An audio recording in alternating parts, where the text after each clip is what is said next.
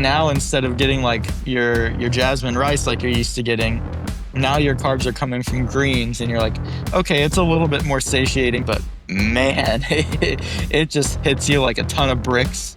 About like 3 p.m. I was ready for bed, but there may be 2 weeks in there where I just had worse brain fog than normal. There just comes a point in your day when you don't have any energy to do anything else other than what you need to do. But mentally adjusting to those changes, I think that's probably the hardest part. Prior to peak week manipulations, what was a typical day of eating like, as you're getting deeper and deeper into your prep? We would do, so during prep, we stick to 5 meals, try to space it out evenly throughout my awake hours. But every meal you get a little bit of carb, protein, and beginning and end of day, you try to get a little bit more fats in those meals. Gotcha. But rice during with a depletion, rice, man, rice kind of deal? yeah, but we take away the carbs for a little bit to really dig out those glute lines. That's the worst part, man. That depletion where you're forcing your body, like going into ketosis is brutal. Once you're there, it's a little easier. You get that routine, you know what to expect. But going into ketosis, man, it gets you. Yeah, that initial little bit. Yeah, I mean, I haven't had carbs in over a decade, but it's like different. Like when you're in a prep, like I've got a lot of people. I've got a client right now that I just started working with, and he's in the middle of his prep season, and he's going a traditional bodybuilding route with carbs, and he wasn't happy with that, so now he's wanting to like go keto for the last of it. But like when you're already depleted and you're trying to get fat adapted mid prep, like that's hard, man. It's brutal. Yeah, it's different for sure, because now instead of getting like your jasmine rice like you're used to getting, now your carbs are coming from greens, and you're like, okay, it's a little bit more satiating just because of the amount of greens that you can get and still get so few carbs. But man, it just hits you like a ton of bricks. About like 3 p.m. I was ready for bed, and that was is brutal. What was your like psychological state and just cognition in general? Like what was your like mental acuity like as you got towards the last 4-6 weeks of prep? Were you walking around kind of like zombie mode? There were a couple weeks in there where I was like a walking zombie. I was really happy. People would tell me, man, your face looks skinny, you look tired, but I didn't get that kind of prep face where your eyes start sinking in. I was really fortunate that did not happen. Yeah. But it's pretty common to see someone one week where their eyes just look sunken and they look like a zombie for sure.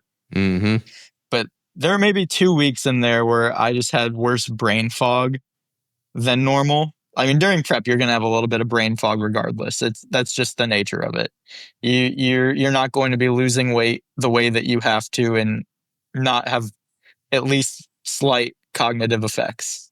It's interesting too, like when you're super depleted. I mean, kind of like I was saying earlier, like you don't have a lot of excess energy, so you get really efficient at how you structure your day, and you start mapping out everything that you have to do that day, and you don't like take any extra steps. Like you figure out what all the things you got to pick up, what all the things you got to do, and you just start like my whole day's thought process is like, how can I check off all these things in the most efficient manner possible so that I'm not doing any extra expenditure beyond what's necessary.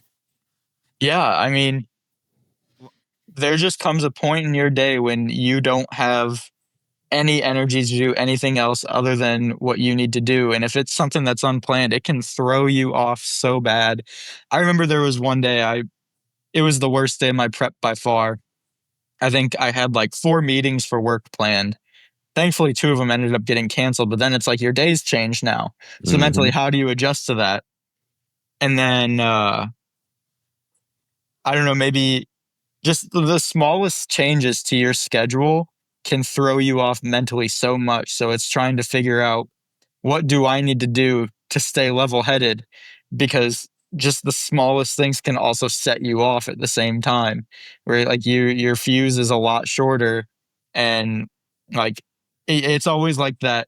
Oh, you're walking out of the house and your hoodie pocket gets caught on the doorknob, and and it's just the last straw. Things like that. I mean, it's you see memes about it on Instagram and stuff, but they really do. It sets you off a little bit. Yeah, it's I don't know, like with my last prep, I tried to just really become like super stoic because like I got my wife, we had my 3-year-old son, he was like a year and a half at the time. And I didn't want to like blow up on any of them or like be Yeah, irritable because in preps prior when it was just her and I, like I would just be mean, man. Not mean towards her, but just like super short, super irritable, and just unpleasant. And like my whole goal with this last prep was like, I want to go through this and still be a pleasant human throughout the entire ordeal. And I feel like I accomplished that pretty well. But man, I just had to like let go and surrender and be like, all right, I'm just being chill because most competitors like, I mean, you're just depleted. You got a short straw, and like anything sets you off, and like you put the hoodie on to work out, and like anybody screws around with you, anybody tries to talk to you while you're training, it's like you just have this, get out of my sight face on at all times. yeah. I there were actually a couple days where I wasn't even in a bad mood. I just didn't want to talk to anyone while I was working out, so I put on on an unhappy face while I was at the gym just so I could get in, get my workout done without. I mean, I just didn't want to be bothered. I want to get my work, like you said. You know what you need to do for the day. You know how much energy you have. You just want to get your stuff done in the order that you have it done and the amount of time you have set aside. Mm-hmm.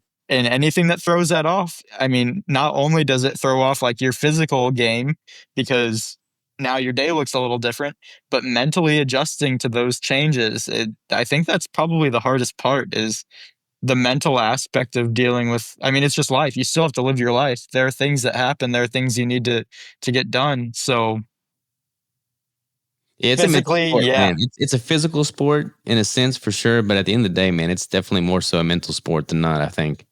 absolutely. And I think the mental aspect is just so much harder trying to adapt and figure out what's going on in your day. And like life just happens and you got to roll with it. And it's not always the easiest thing to do without losing it a little bit, either breaking down or having a short fuse. I mean, the emotions go a little crazy. I mean, Yeah. and with the hormonal changes from the physical aspect too, it's going to heighten your emotions even more.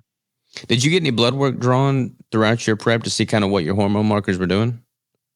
So I've got my blood work done going into prep to see what kind of the baseline was.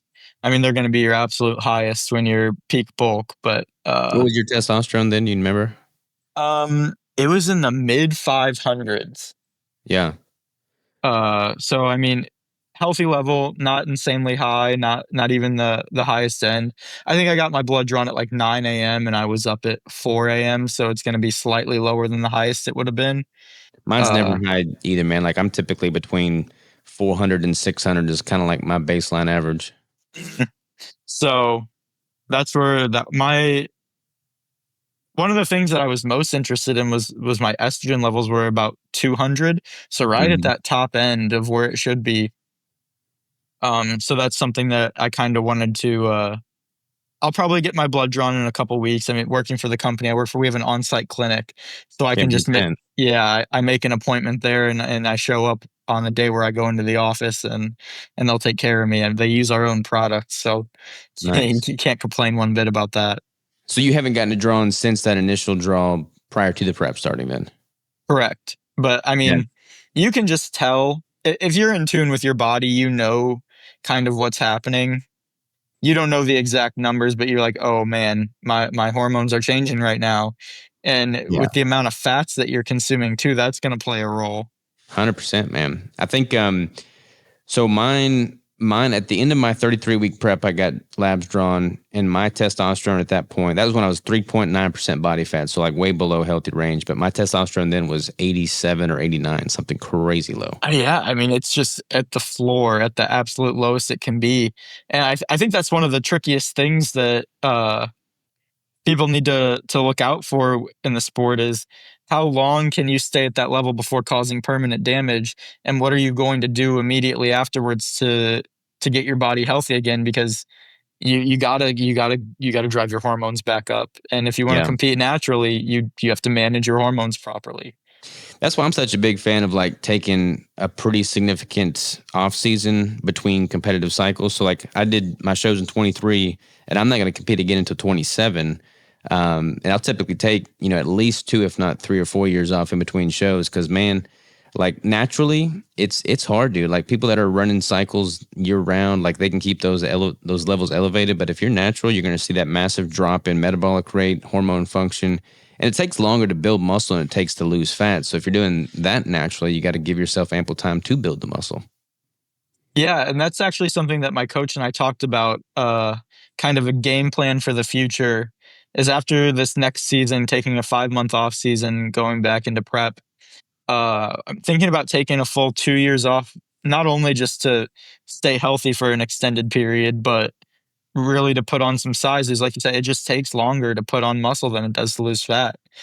Well, if So you think about it, I mean, a lot of people compete every year, and unfortunately, a lot of the different federations push competitors to compete every year because they're getting membership dues and things like that. But if you're natural and you're taking 20 plus weeks to prep or 6 months to prep, that's half the year right there. Then you got another 3 months of reverse dieting to kind of return to a stable baseline. That's 9 months out of the year.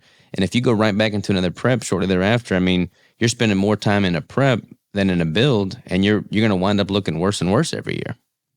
yeah, and not only that, but mentally, it's just going to become exhausting too. I mean, even on show day, you might be feeling a little better because you either carved up or you refilled somehow, so you're just gonna feel a little better. But show day is exhausting in itself, and it like just the mental toll it takes to stay focused and to do what you need to do, and who knows how long you're gonna get held on stage. I mean, every show I compete in classic, so every show I've done, classic has been the largest class Mhm. in the show. I mean, they could hold you out there for 30 minutes. You I never was know. I was looking at some I was filming like a posing tutorial the other day and I pulled up some footage from Worlds in 23 when I did Worlds, and they had I was in the lightweight class for bodybuilding on the professional class, and they had us out there for 57 minutes. Dude, almost an hour on stage. Like It's just absolutely brutal. brutal. Yeah. You're were you s I don't know who could be out there that long and not start sweating their tan off. I wasn't sweating my tan off, but it was crazy because there was almost 40 competitors in the lightweight class, so they broke it up into 2 groups, and the one group was not backstage but behind the front line, and a lot of people when they're not center line they wind up relaxing, but I'm like, man, if I'm on stage, I'm being judged whether I'm front line or not, so I'm Yeah, holding you my got front to. relaxed for like 20 minutes before I ever even get to go out and pose for the judges. So like, man, I was wrecked after that. How your shoulders feel after that. Dude, it was rough. I mean, 57 minutes on stage is double whatever I've done in the past. I mean, it was, but I tell you what, one thing I did in preparation for that is I would do like 1 minute holds of each pose every single day to like practice holding the poses. And Uh-huh. doing those holds suck. But man, they make a big difference when you're on stage. Oh, yeah, the conditioning that you need to present yourself well and just be prepared for however long they could hold you on stage, you have to practice, practice, practice. You gotta get those holds in. You gotta get well, number 1, you gotta make sure you can do the poses and find what looks best for you, and that takes a lot of playing around in itself, and Hmm. you might even have multiple coaches looking at you to perfect getting into the pose itself, but then holding it is it's just another game. I mean, the conditioning you need to do that and not just be out there drenched. It Well, your posing was on point, man. Like, I mean, you had the conditioning and the shape and symmetry and everything for sure, but like your posing was also very well done. Did you have a posing coach separate from your nutrition coach, or one and the same? I appreciate it. But yeah, I had a separate posing coach. My coach competes in bodybuilding, and he was really straightforward with me, and he was like, "You can pose with me as much as you want. I'll tell you what I see. I'll correct you, but if you want to be great in classic, I think you need to get a classic posing coach." So he helped me. He connected me with a classic posing coach. So I have a separate posing coach and my main prep coach.